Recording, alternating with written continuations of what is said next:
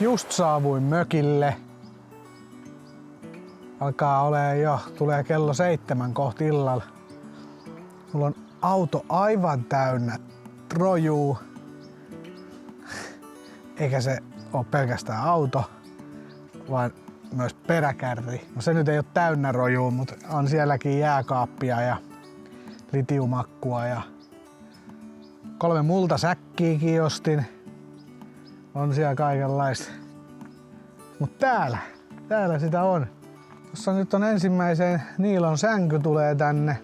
Niilon kuppiin vähän on vettä ja Niilon ruokasäkki tuolla noin toi iso. Ja on vähän paistinpannua, on paistinlastaa, on leikkuulautoja 2, vessapaperia. Sitten ostin airfryerin.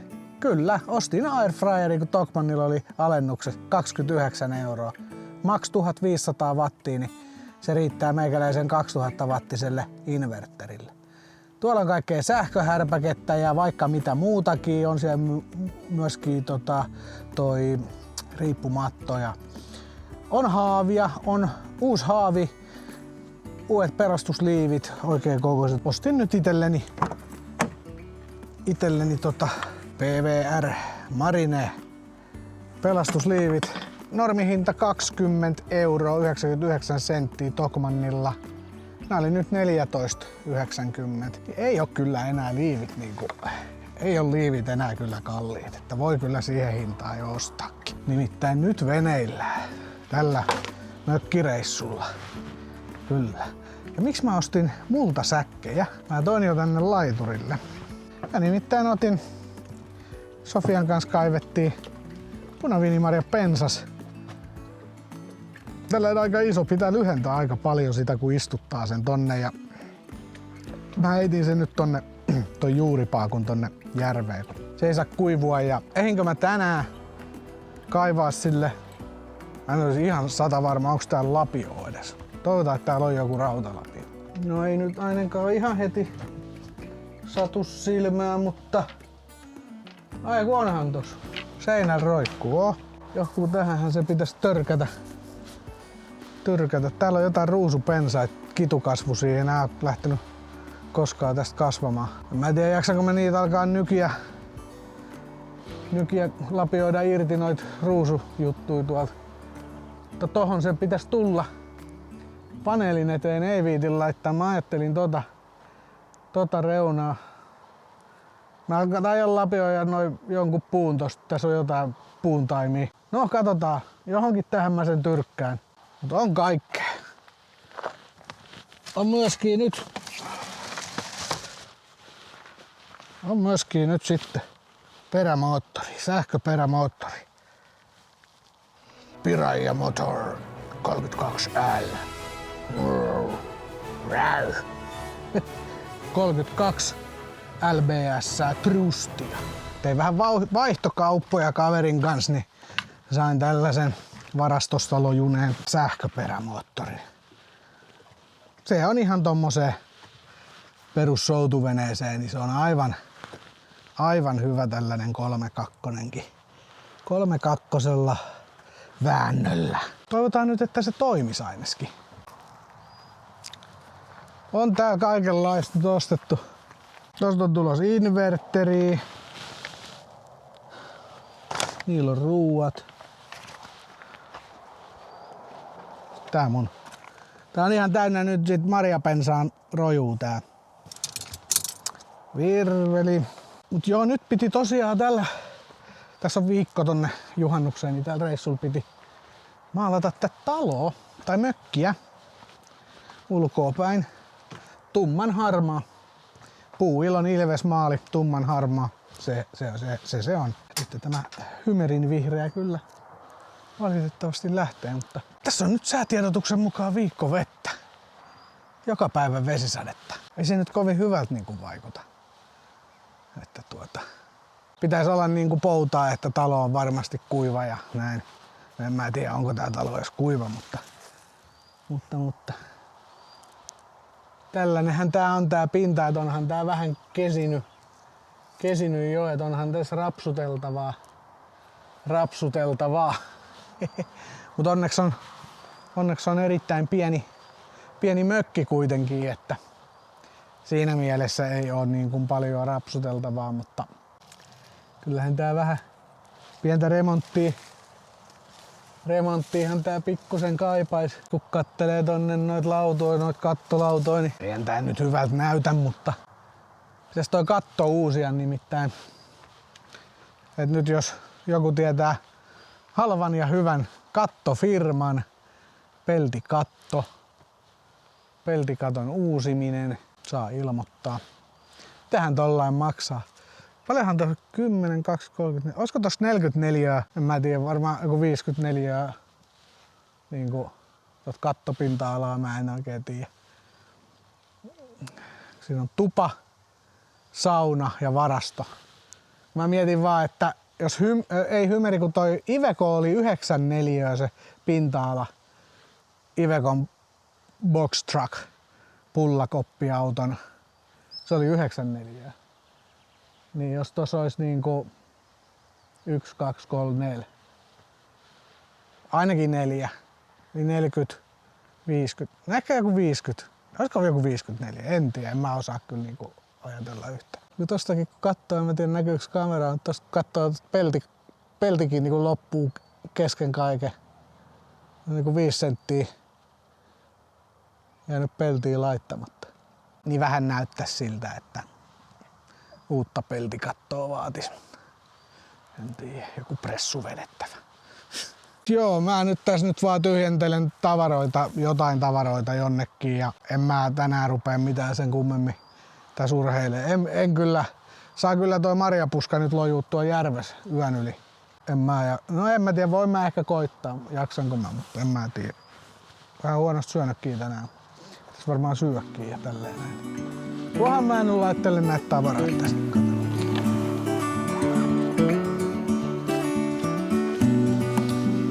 Joo, muuta kuin tavaraa kantoa. Siinä onkin Niilon herkkupussi.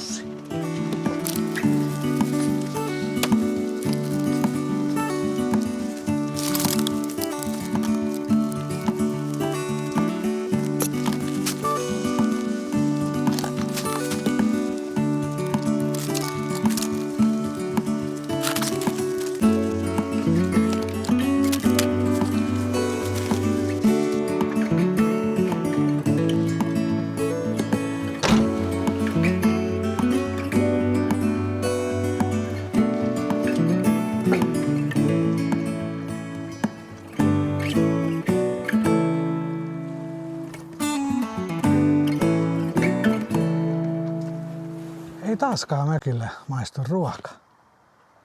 Niilo, joka syö yleensä kaiken. Oikein ahmimalla ihan sama mitä on, aina. Ei, mökille kun tullaan, niin ei ruoka maistu. Ihme homma. Vaikka äsken tossa noin, kun se haisteli tot ruokapussia, mikä on tuossa autossa, niin oikein jäi siihen viereen silleen, että hei, ruoka-aika, kun silloin 5-6 aikaa yleensä ruoka-aika, kello on jo 7, niin se oli siinä, että hei, ruoka-aika olisi, että ja nyt kun on ruokaa, niin ei sit niinku.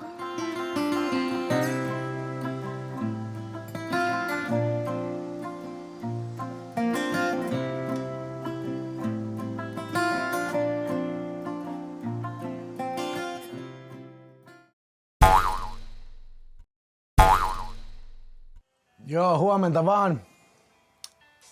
Täällä on vähän pientä järjestelyä.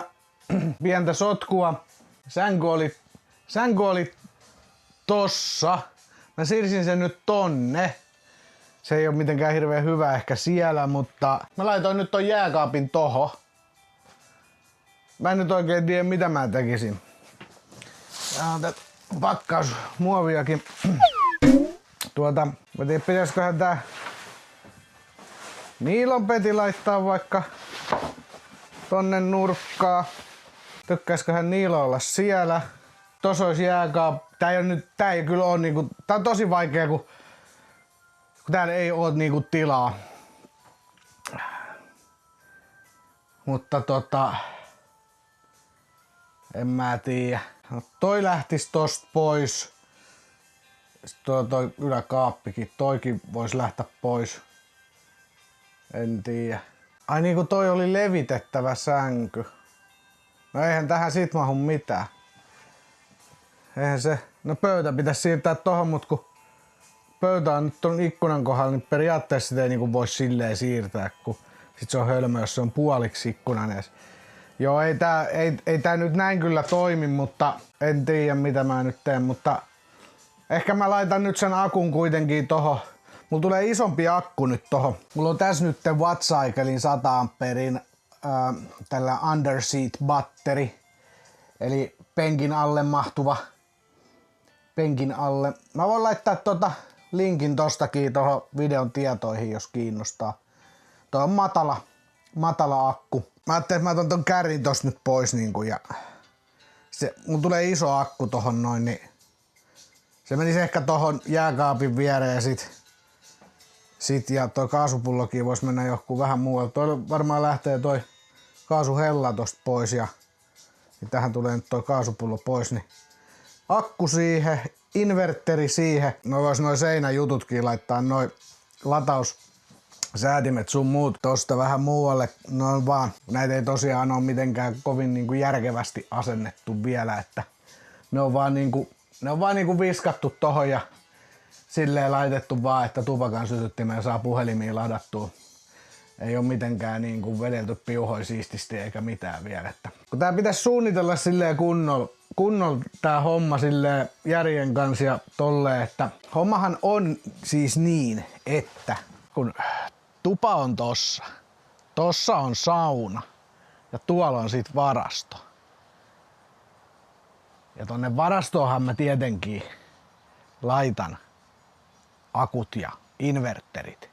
Ja kun me ollaan suunniteltu vähän, että tonne varastoon tulisi muutenkin sellainen keittiö ja jääkaapit sit tonne niinku varastohuoneeseen, ne ei veisi täältä tilaa. Että tää olisi vaan niinku nukkumapaikka ja syömispaikka ja silleen, että tuolla olisi sit varastossa olisi sitten niinku keittiöt ja jääkaapit ja akustot ja inverterit ja kaikki tällaiset Makitan akkulaturit ja tollaiset, niinku, mitkä inverterin kautta tarvii toimia, niin siellä olisi sellaiset latauspisteet. Niinku. Sitten vetäisi sieltä vaan yhden paksumman piuha tänne tuvan puolelle tupakan sytyttimelle. Tupakan sytyttimessä olisi sitten tuollainen kaksipaikkainen tupakan sytytin, niin siihen saa 2 USB-pistoketta sinne sitten. Tai niinku silleen, että yhdessä pistokkeessa on useampi USB sitten ja näin, niin siihen saa sitten. Eihän täällä muuta niinku tarvi kuin noita USPeja. USB-virtoja vaan tarvii täällä. Ei täällä puolella tarvi mitään. Puhelimen laturit vaan tänne. Ei täällä muuta virtaa tarvi. Niin. Mut kun ongelma nyt on se, että tässä on tää sauna välissä. Ja mä nyt saunan läpi halua vetää piuhoi. Menishän ne nyt tietysti tuolla lauteitten alla nurkkaa pitkin, mutta en mä nyt tiedä, onko se nyt kovin järkevää sit. Menishän ne siellä tietysti, eikä ne nyt ehjä piuha, niin ei se nyt siinä. Tuolla lattian rajassahan nyt, eihän nyt sauna nyt kuumenekaan, eikä se nyt kuumenisi muutenkaan se piuha saunassa niin mitenkään liikaa, ei tää nyt niin kuuma ole. Lattian rajassa kyllä se viileinä pysyy ja kuivanakin pysyy, ei tuolla nyt silleen. Ja ehjää piuhaahan se on, niin ei se mitään kastu. Voishan sen vetää tuolta saunankin läpi. Sitten toinen idea oli, kun mä ajattelin niinku pähkää mitä ratkaisuja tässä on, niin toinen ratkaisu on sitten vetää se tuolta varaston puolelta ulkoseinästä niinku ulkopuolelle ja kiertää tää sauna niinku ulkopuolelta taloa. Tehdä sinne joku kotelo. Puusta vaikka joku kotelo siihen. Pian kotelo tonne alareunaan, tonne kivijalan reunaan johonkin. Ja sitten tuoda se piuha sisälle tästä tuvan puolelta. Et se on tietysti sit se niinku toinen vaihtoehto. Ei tuo mistään katon kauttakaan. Niin no tietysti se piuhan vois, jos se vetää ulkokautta, niin sit nostaa niinku ylös, että se menisi tuolla tässä näin. Siinä on hämähäkki. Tällainen. Niin vetäisi se silleen ylös ja sitten ylärimaa pitkin ja sieltä sit ylhäältä vaikka sisään. Tollasia, jotenkin tollehan se on tehtävä, kun langaton sähkö ei vielä oo. Tämähän joku langatalla taas jo olemassa. Niin tällaisia mä olen tässä pähkäillyt ja piuhoi mulla nyt ei oo silleen, että mä voisin sitä tonne alkaa asentelee. Ne on sitten asia erikseen, pitää ostaa sit piuhaa. Se jonkun verran tulee maksamaan ne piuhat kyllä, että pitkää piuhaa tarvii olla tuolta vetää.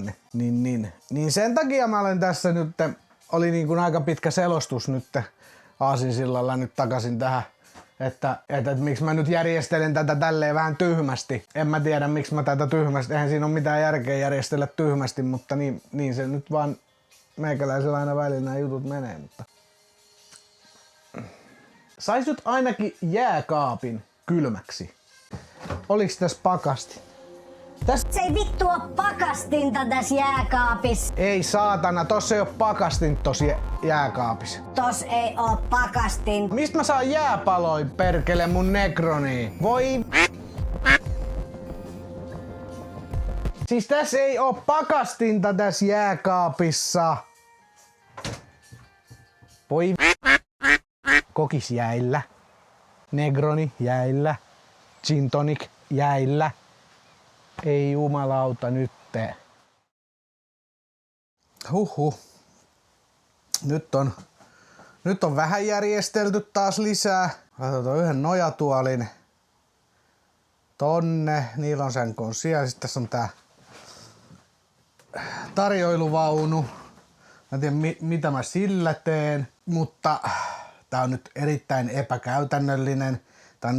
Tää on niinku tosi huono työ siellä myhäilette kuinka perseestä tää on ja mä myönnän sen. Tämä tulee joskus muuttumaan sitten, mutta nyt siellä on akku, jääkaappi, nojatuoli, niilonsänky, mun sänky, sitten toi tarjoiluvaunu, se tekee joskus jotain. Tossa oli mulla vähän ongelmia tän Victronin Smart Solar säätimen kanssa. Se ei jostain syystä yhdistänyt Bluetoothia. Mä en löytänyt sitä Bluetoothilla millään.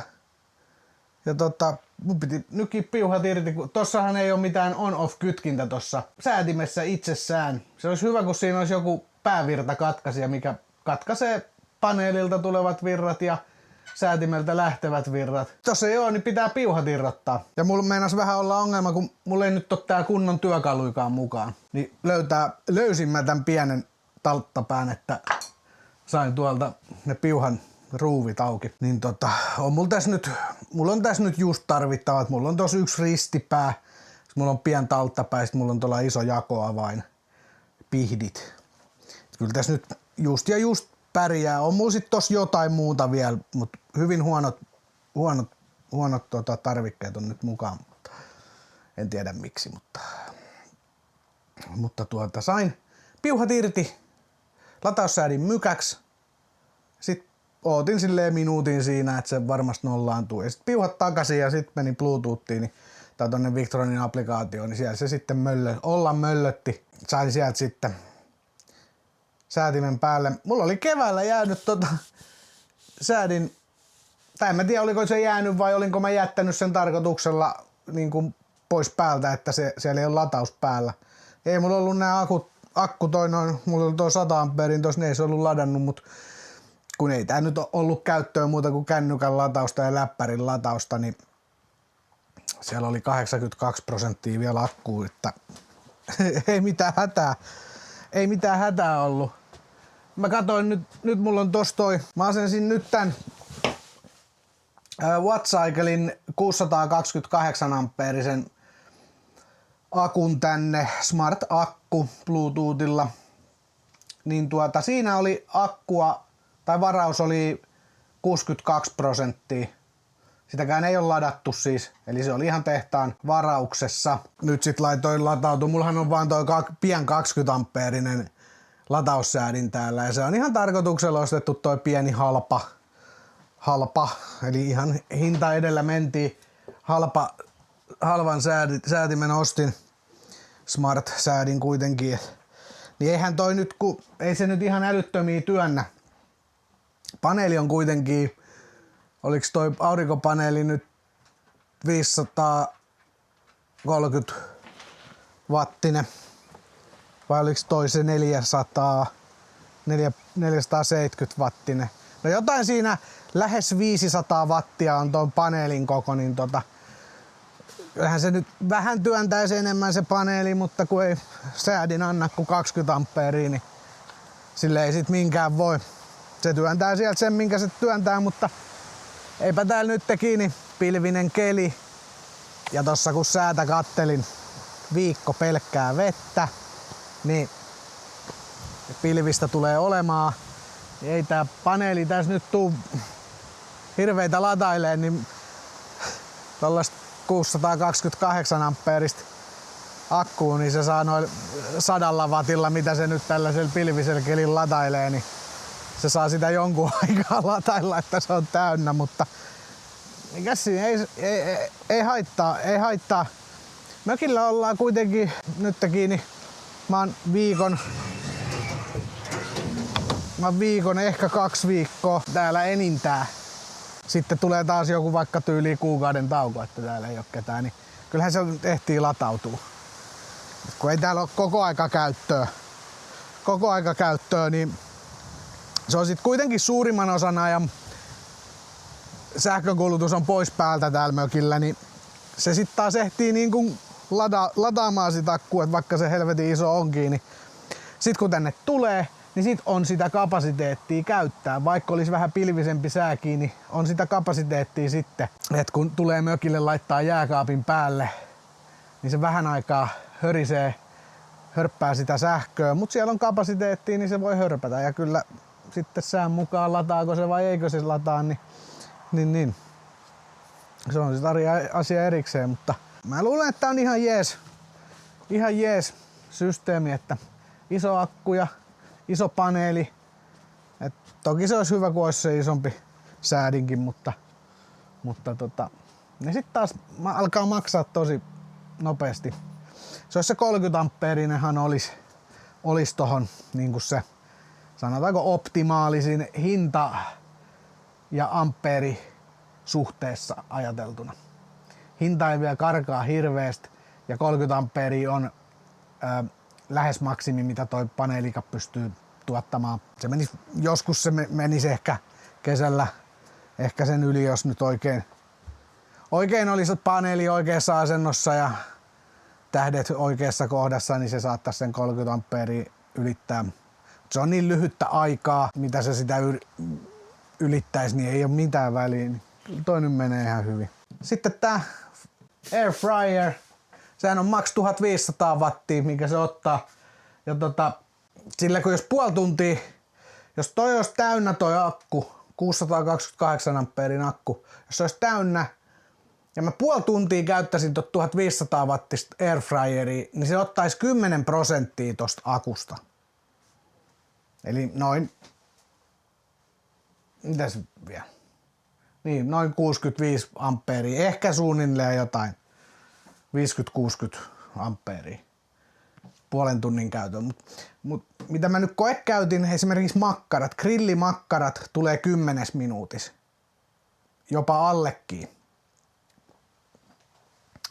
Niin se mitä sä käytät, niin 10 minuuttia, sä saat, sanotaanko, että 5 minuutissa saat niinku lämmitettyä ruoat, jos sulla on joku paniini tai jotain leipiä, sandwicheja, jotain tollasia tai jotain haluat lämmittää vaan, niin se on niinku 5 minuuttia maks. Ja sitten jos sä haluat kypsentää vähän makkarat alle 10 minuuttia, ranskalaiset ottaa ehkä varmaan, jos ne on jäässä, niin ottaisiko ranskalaiset jonkun, mä en tiedä, mä en ole siis näitä käyttänyt, kommentoikaa sinne muuten jotain aikoja, te ketkä käytätte airfryeria, niin kommentoikaapa niin kellon aikoja, tällaisia suurin piirtein, paljon ranskalaiset ottaa, paljon mikäkin juttu ottaa aikaa. Tämähän oli maksimissaan 200 astetta tässä, mä en tiedä onko niissä muissa, onko ne jotain 300 asteisia vai mitä. Toi on 200 asteen. Niin ei sitä puolta tuntia nyt varmaan paljon kyllä käytetä, että tolleen kun mä ajattelin, että mökille ei tarvitsisi aina nuotioa alkaa tekee, jos haluaa grillata makkarat. Oishan tuossa nyt hellaa, mutta jos on paistinpannulla makkaroita, ei. Airfryer, vaikka se vähän hörppää sähköä, niin se on niin nopea, että jotkut paketin grillimakkaraa laitat, se on 5 minuuttia ja sulla on makkarat, se on tosi kätevä. Niin kyllä mä olen niinku, kyllä mä luulen, että se on ihan jees. Se on ihan jees. Ja mä en tiedä, menenkö mä tänään kauppaan vai huomenna kauppaan, mutta käyn ostamassa kuitenkin jotain jääkaappiin laitettavaa ja grillimakkaraa ja muuta, niin katsotaan sitten.